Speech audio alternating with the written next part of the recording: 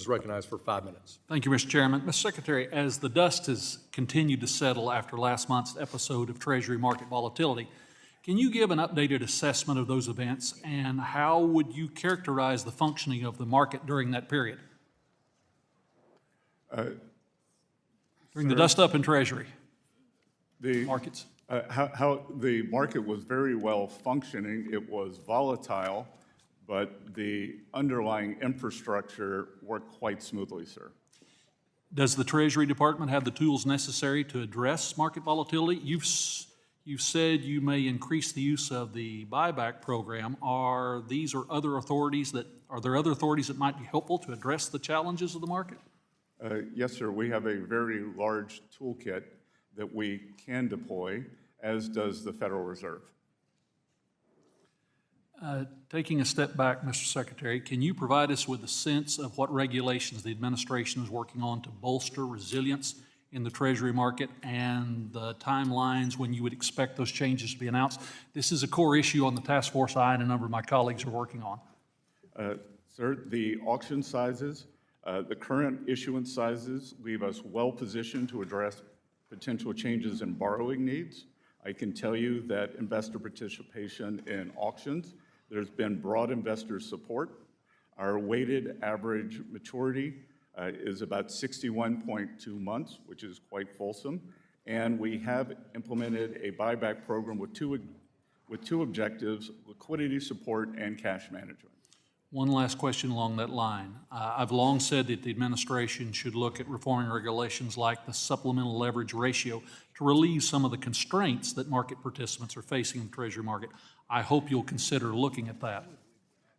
Sir, Treasury does not look at that, but I believe that it is a high priority for the three regulators, the OCC, the FDIC, and the Federal Reserve. Thank you. And as the SEC continues to implement their clearing rule, a number of firms, including those outside the United States, are looking to provide clearing services for U.S. Treasuries and their derivatives. How are you working with the SEC and the CFTC to ensure the integrity of the Treasury markets as these firms look to intermediate? Sir, the Treasury market is a global market, and we welcome new participants, and we want to make sure that best practices employed in the U.S. are also employed globally. And the reason I ask that is, and if you could specifically comment on the clearing of U.S. sovereign debt outside of the United States, what risk could that potentially present? And I come at that from the perspective, if there's a challenge in the market, if it's a U.S.-based entity, then the regulators who would make the difficult decisions are here. If it's outside of the United States, they might have a different perspective. We are constantly studying that, sir. As of now, we do not believe that it presents a risk, but I will, as we continue our studies, I will have my staff interact with your team. Absolutely, Mr. Secretary. And one final question. Primary dealerships has become an expensive proposition for firms, which in one explanation for participants leaving the market, it's one of the many explanations. Should we be looking at ways to make the environment friendlier to investors wanting to become primary dealers?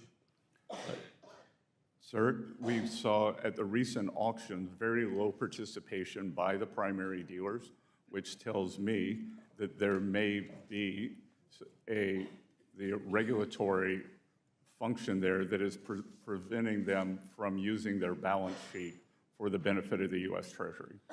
So clearly the task force that Chairman Hill was kind enough to set up and yourself, we have work to do. Thank you, Mr. Secretary. Would you yield? I would yield to the gentleman from Michigan. Thank you, and I can get my China question in, so I appreciate